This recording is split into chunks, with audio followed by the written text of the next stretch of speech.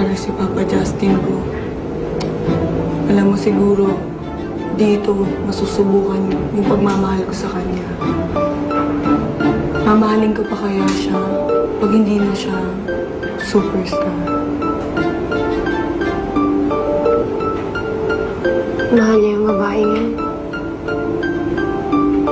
Ano ibig mo sabihin, Miss Elaine? Si Jessie. Mahal ni Justin si Jessie. Sinabi niya ba sa inyo?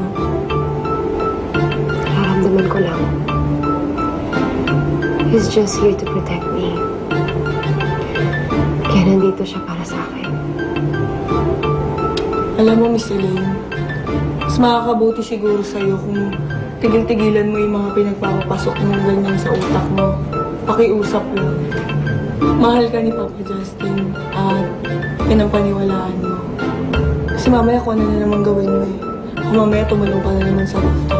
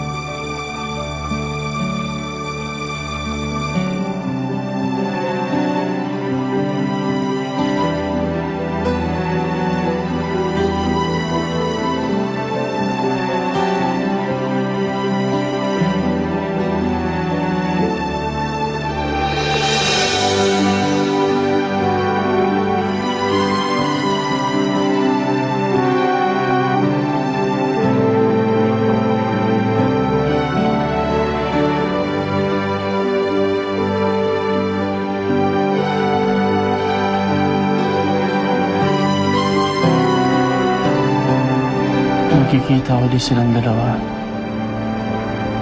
Hindi alam na lalaki ang kanyang gagawin. Dahil kahit anong gawin niya, hindi niya maamin sa sarili niya.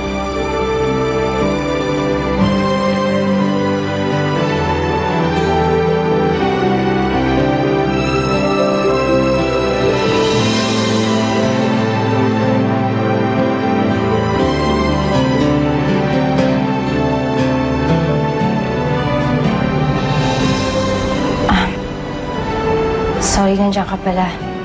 Bumalik ka?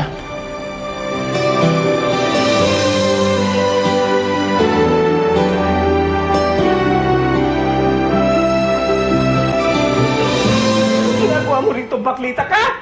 Paghuhustigin ka, ikaw may kasalanan kaya nawala si Justin! Kaya pinaghuhustigin kita! Dahil ako jojo! Ba, matutulog? Hindi ako makatulog kasi iniisip ko si Justin. Maawa ako sa kanya. Ano kaya ginagawa niya ngayon na hindi doon sa artista? Ba't nandito ka?